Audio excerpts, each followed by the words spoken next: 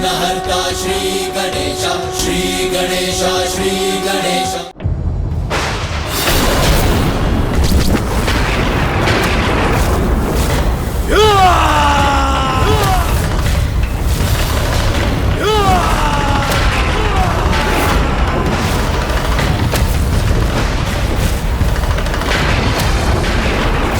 प्रणाम प्रभु, मुझे क्षमा करें, मुझे आपके आगमन का आभास ही नहीं हुआ।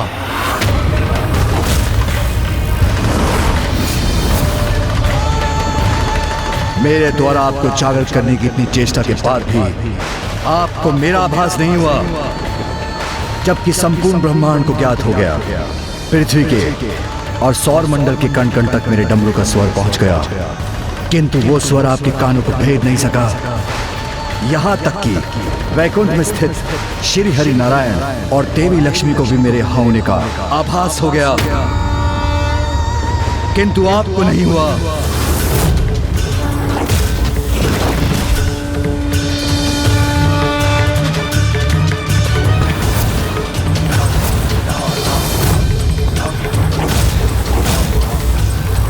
अनुशासन खो चुके देवताओं को भी मेरे यहाँ होने का आभास हो गया और उन्होंने भी मुझे प्रणाम कर मेरा स्वागत किया, किंतु आप स्वयं में ही डूबे रहे। प्रतीत होता है देवताओं में अभी भी व्यवहारिक अनुशासन शेष है, किंतु आप नहीं, इसलिए आपको उसका दंड अवश्य प्राप्त होना चाहिए। इसलिए आपको उसका दंड अवश्य प्राप्त होना चाहिए।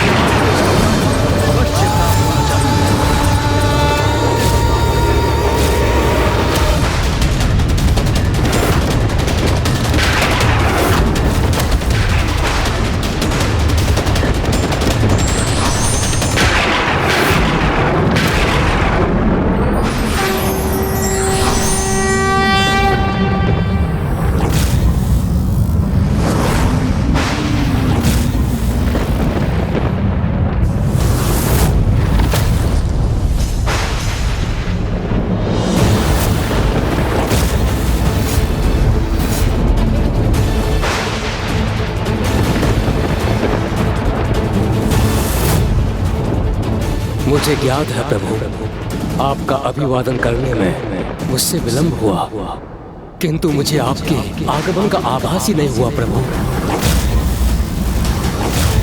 इस भूल के लिए आप जो भी दंड मुझे देना चाहें, मुझे सहर्ष स्वीकार है। यदि इस भूल के लिए आप मेरा शीश मेरे तन से विलग करें, यह भी मुझे स्वीकार है प्रभु।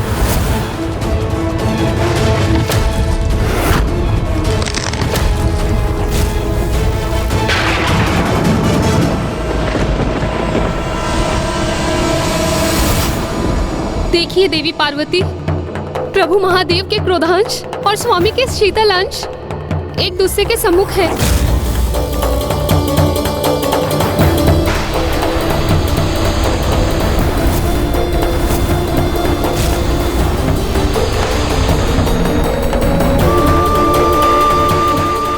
अब तो कुछ कीजिए देवी, क्योंकि मेरे स्वामी की शीतलता भला प्रभु महादेव की ज्वाला का सामना कैसे करेगी।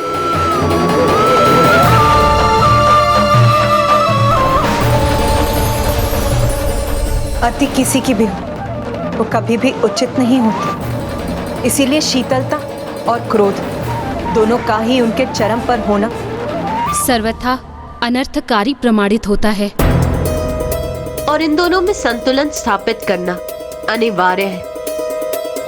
और संतुलन तो भ्राता श्री हरि नारायण का ही स्वभाव है, और भ्राता नारायण ही प्रभु महादेव का क्रोध शांत कर सकते हैं। भ्राता नारायण प्रभु महादेव का क्रोध शांत कर सकते हैं।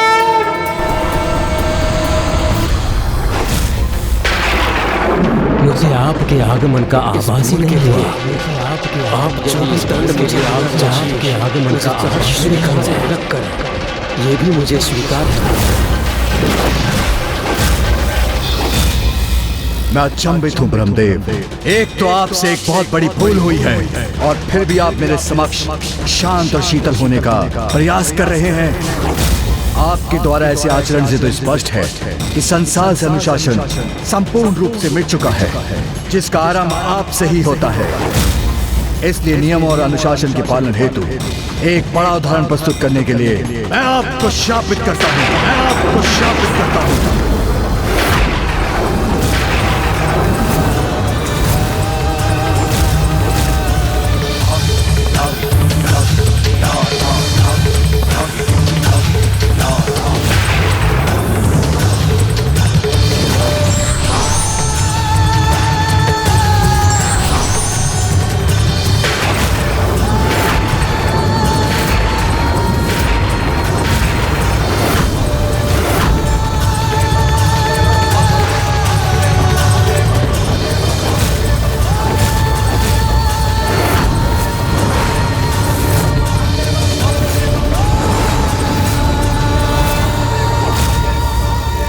रुकिए महादेव।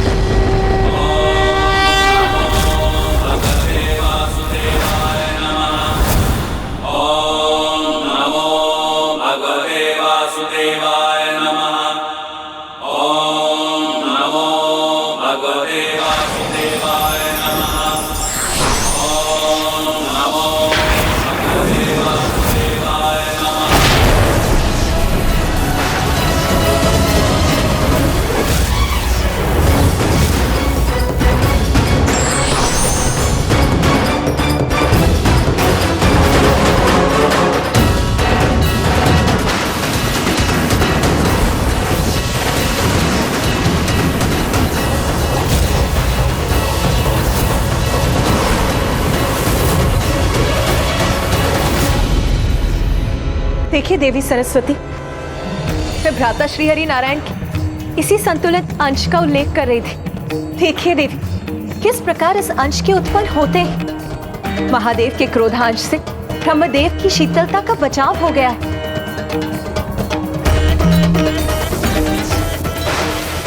और महादेव ने भी अपने क्रोधांश पर नियंत्रण स्थापित करना आरंभ कर दिया है।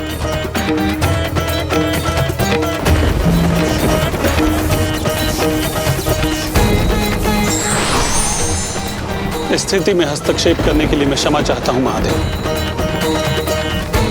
किंतु मैं यहां उपस्थित होने के लिए विवश था ताकि आपको यह आभास करा सकूं कि आप अपने क्रोध के आवेग में ब्रह्मदेव के शीतल और शांत व्यवहार को उनका अहंकार समझ रहे हैं।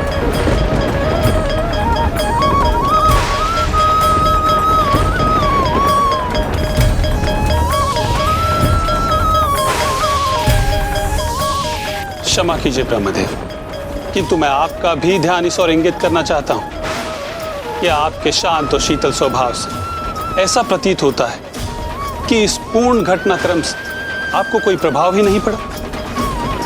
महादेव का आपके लिए प्रतीक्षा करने के लिए विवश होना और उनका क्रोध दोनों को अनदेखा कर दिया आपने। किंतु यही नियत भी था, क्योंकि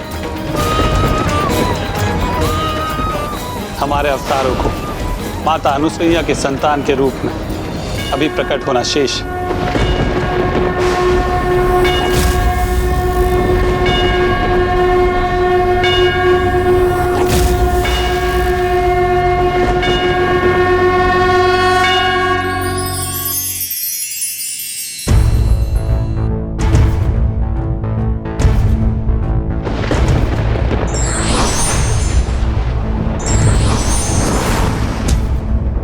मुझे विश्वास कि आपको भी माता अनुसुईया की ममता का अनुभव अवश्य स्मरण होगा, जिसे हम पुनः प्राप्त करने जा रहे हैं।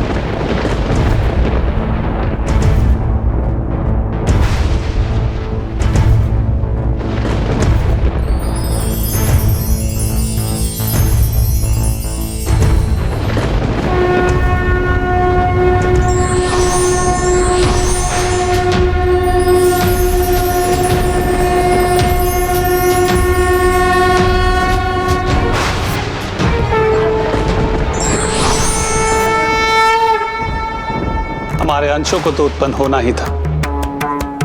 अब माता अनुसुईया द्वारा उन्हें प्राप्त करने का समय आ गया है, जिससे हम अवतार ले सकें।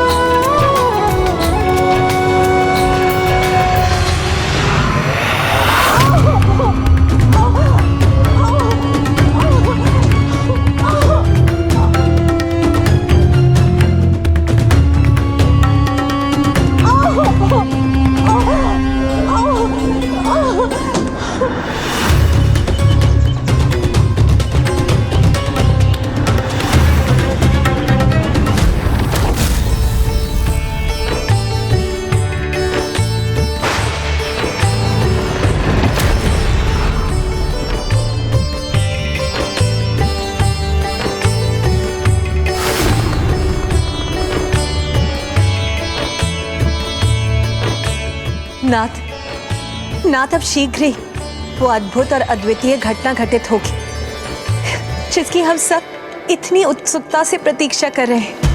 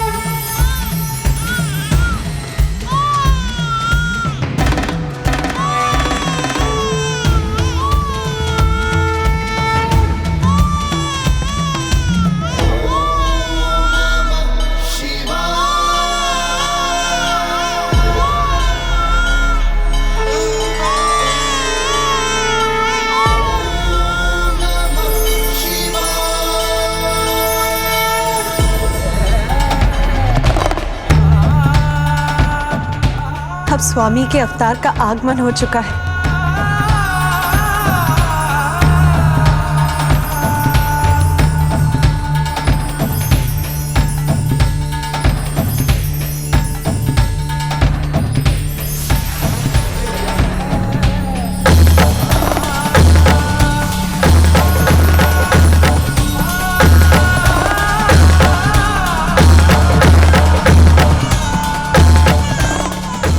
एक और शिशु।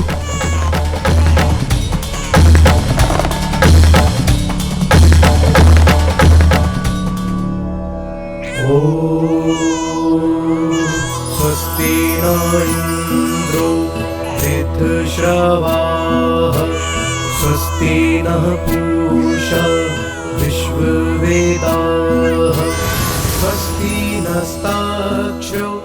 स्वामी, आपके शिशु रूप का भी प्राकट्य हो गया अब।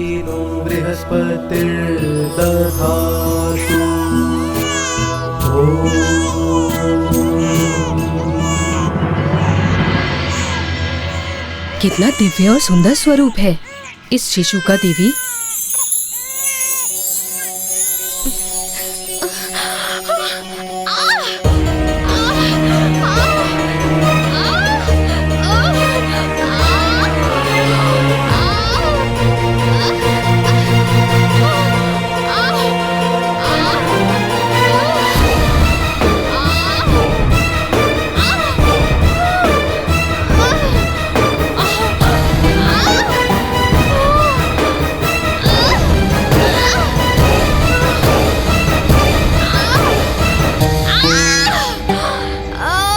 ये क्या हो रहा है?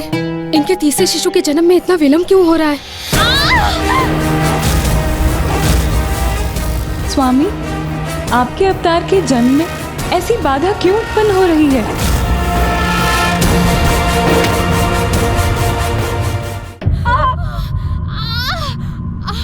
नाथ, आपके और ब्रह्मदेव के अवतारों का तो जन्म अत्यंत शीघ्र हो गया, किंतु भ्राता श्री हरि नारायण के अवतार क्यों नहीं प्रकट हो रहे? स्वामी, इस विलंब का कारण तो मुझे भी ज्ञात नहीं।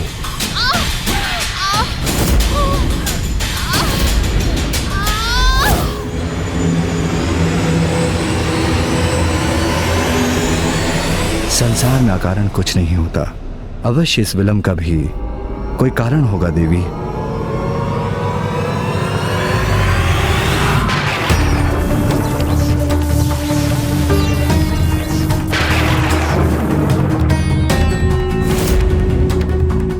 महादेव के क्रोधांश से मेरा बचाव करते समय श्री हरि नारायण के अंश का कुछ हास तो हुआ था। कदाचित यही कारण है इस विलंब के पीछे। मेरी क्रोधाग्नि के कारण ही प्रभु श्री हरि नारायण के संतुलित अंश अपूर्ण रह गए। मुझे उन्हें पूर्णता प्रदान करनी होगी। उन्होंने मेरी ढाल बनकर मेरा बचाव किया, इसके कारण उनके अंश अधूरे ही रह गए। उन्हें पूर्ण करना होगा मुझे।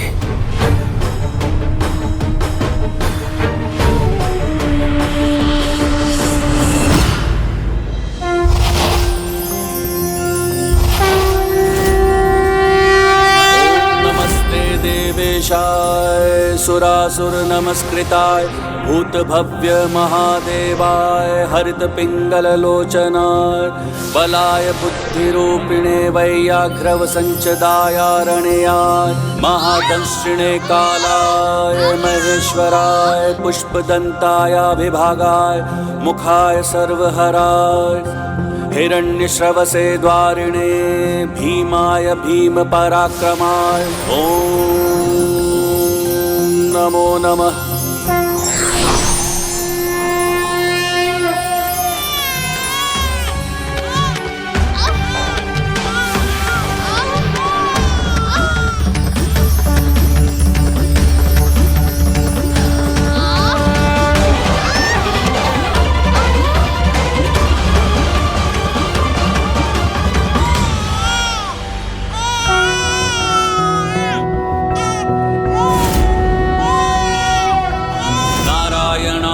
सुरमंडन मंडनाय नारायणाय सकल स्थिति कारणाय नारायणाय भवभीति निवारणाय नारायणाय प्रभवाय नमो नमस्ते।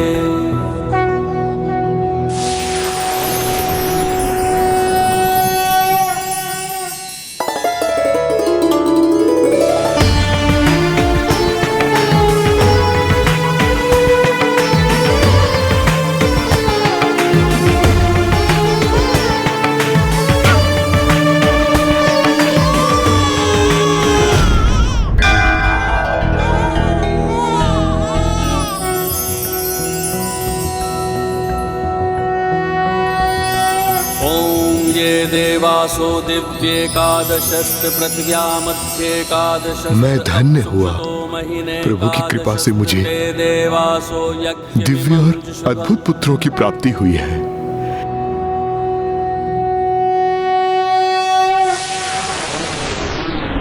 जो श्रेष्ठतम है, जिनका समस्त ब्रह्मांड में सर्वोच्च स्थान है, उन तीनों प्रभु अर्थात त्रिदेवों ने माता अनुसुईया के पुत्रों के रूप में एक साथ जन्म लेकर अवतार लिया।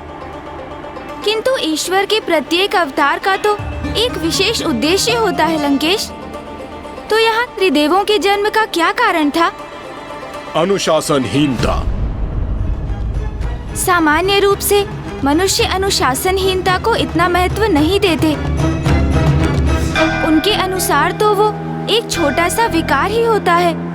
तो लंकेश, फिर अनुशासनहीनता के कारण सृष्टि पर इतना बड़ा संकट कैसे उत्पन्न हो सकता था, जिसका सुधार करने एवं पुनः अनुशासन स्थापित करने हेतु स्वयं प्रभु महादेव को अवतार लेना पड़ा? गौरी पुत्र, अनुशासनहीनता तो सभी बुराइयों की जड़ है, जो अनेक रूपों में प्रकट होती है, जिनमें से एक है समय को लेकर अनुशासन ना होना, जिसके कारण मनुष्य प्रकृति के विपरीत आचरण करते हैं।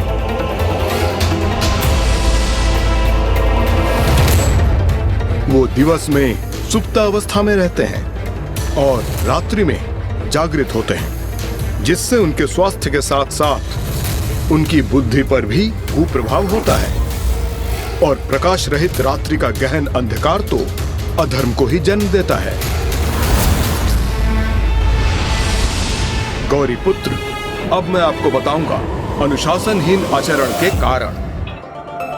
एक मनुष्य के किसी भी कर्म को करने के 4 मुख्य प्रेरणा स्रोत होते हैं, अर्थात इच्छा, वासना, आशा और तृष्णा।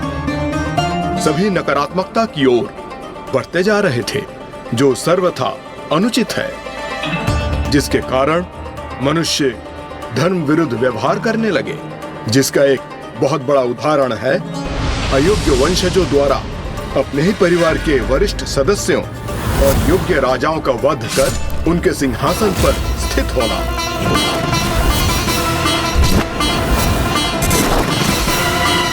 अब मैं बनूंगा राजा। फिर काम और क्रीड़ा वासना, कर्म वासना अर्थात अच्छे कार्य करने की प्रेरणा का स्थान लेने लगे। राजा का जन्म आनंद लेने के लिए ही होता है।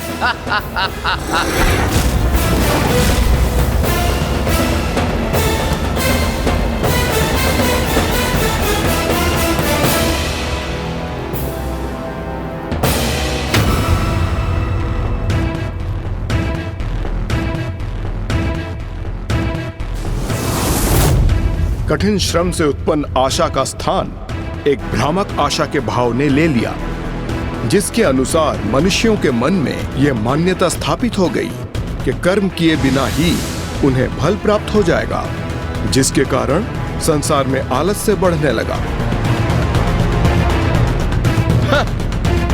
मुझे मेहनत करने की क्या आवश्यकता है? मेरी भूमि पर तो अच्छी फसल स्वयं ही उत्पन्न होगी।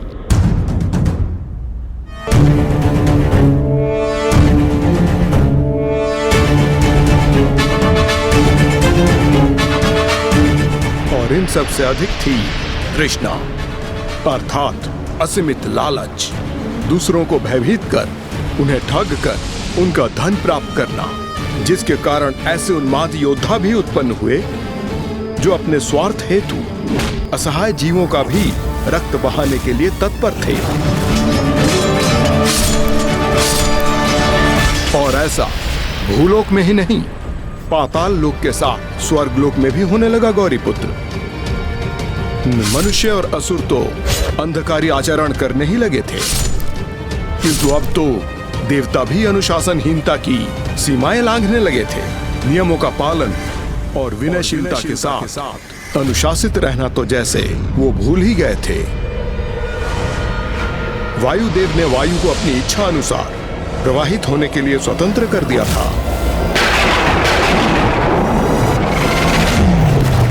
वरुण देव ने भी अपने जल को अनियंत्रित छोड़ दिया था। सूर्यदेव इच्छा अनुसार ही प्रकट होते, डूबते अथवा प्रचंड होते। यहां तक कि देवराज इंद्र के मनोदशा के अनुसार ही ऋतु निर्धारित होने लगी। जब वो प्रसन्न होते थे तब वर्षा होती थी, और जब वो दुखी होते थे तो सूखा पड़ता था। प्रभु हमारी रक्षा कीजिए, प्रभु हमारी सहायता कीजिए। वो और उनके सहयोगी देवता समय, नियमों और अपने दायित्वों का अनुशासन भूलकर मदिरापान और स्वर्ग के अप्सराओं के नृत्य के आनंद में डूबे रहने लगे।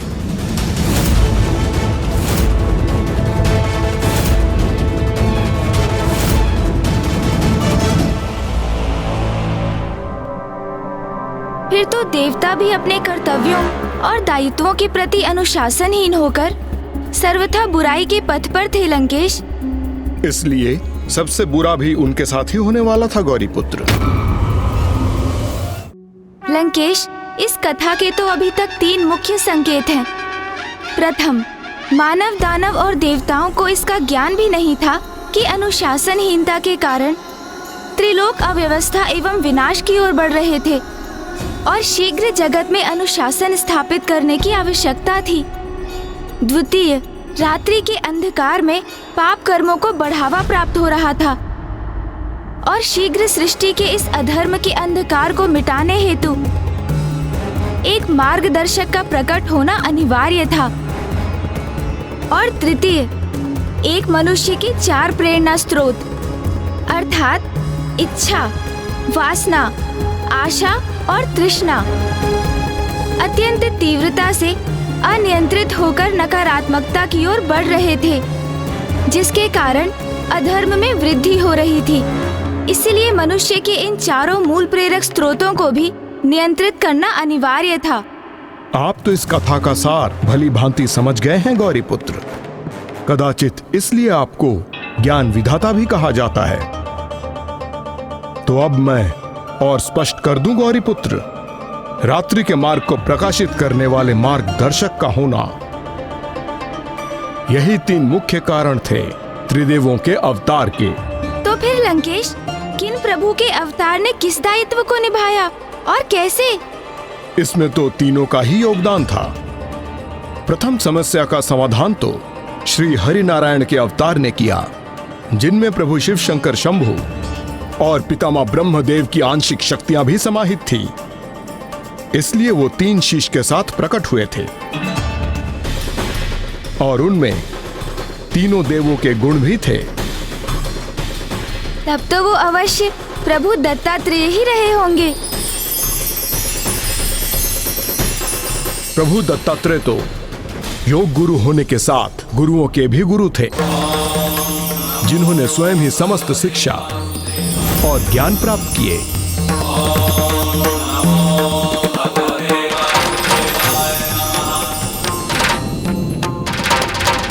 और एक ऋषि समान जीवन व्यतीत करने के साथ आदि गुरु कहलाए। जैसे जैसे उनकी आयु में वृद्धि होने लगी, प्रभु दत्तात्रेय ने जीवन के 24 सिद्धांत स्थापित किए और उन्हें पूर्ण रूप में अपने जीवन का भाग बना लिया। उन्होंने 4 प्रेरणा स्रोतों अर्थात इच्छा, वासना, आशा और तृष्णा पर भी नियंत्रण प्राप्त किया। योग गुरु होने के नाते उन्होंने संसार को भी यही सीख दी कि यदि मनुष्य स्वयं को संतुष्ट रखना सीख जाए तो वो इच्छा, वासना, आशा और तृष्णा के वश में होने के स्थान पर स्वयं उन्हें अपने वश में रखने में सक्षम हो जाता है। जो 4 श्वान प्रभु दत्तात्रेय के निकट दिखाई देते हैं, वो मनुष्य के इन्हीं 4 आंतरिक प्रेरणा स्रोतों के ही द्योतक हैं और उनके निकट गौ माता की उपस्थिति पंच तत्व एवं संतुष्टि की प्रतीक है। तो इस प्रकार प्रभु दत्तात्रेय ने अनुशासन के पथ पर आने वाली प्रथम बाधा को दूर किया। और दूसरी बाधा का निवारण किया। मेरे पितामह प्रभु ब्रह्मदेव के अवतार ने माता अनुसुईया के दूसरे पुत्र प्रभु ब्रह्मदेव के अवतार और कोई नहीं, स्वयं चंद्रदेव ही हैं।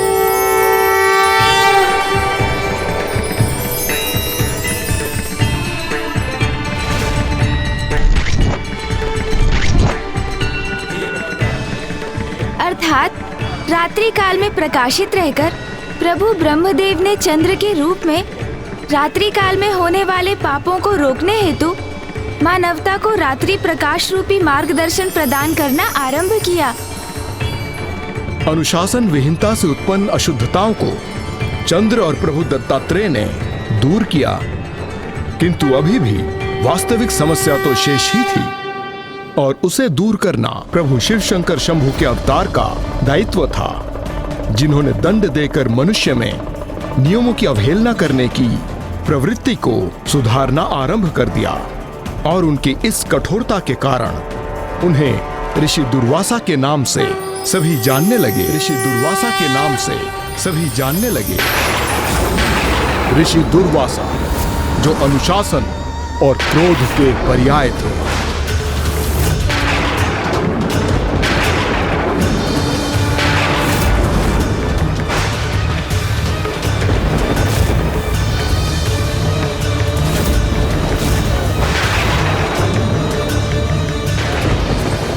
अनुशासन भंग होने पर किसी को क्षमा ना करने वाले ऋषि दुर्वासा ने तो अपनी पत्नी को भी शाप दे दिया। इतना ही नहीं, उनके क्रोध का भाजन तो एक बार देवता भी बने, जब उन्होंने स्वर्गलोक को भी श्रीहीन होने का शाप दे दिया था। संपूर्ण स्वर्गलोक श्रीहीन हो गया।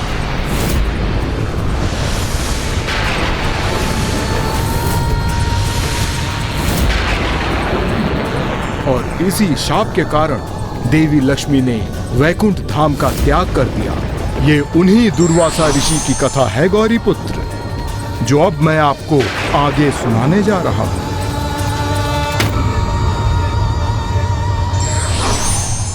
जिस प्रकार आवश्यकता पड़ने पर प्रकृति अपनी रिक्तता को स्वयं भर लेती है, उसी प्रकार ईश्वर भी समय समय पर संसार की रिक्तता को अपनी लीलाओं से भर देते हैं।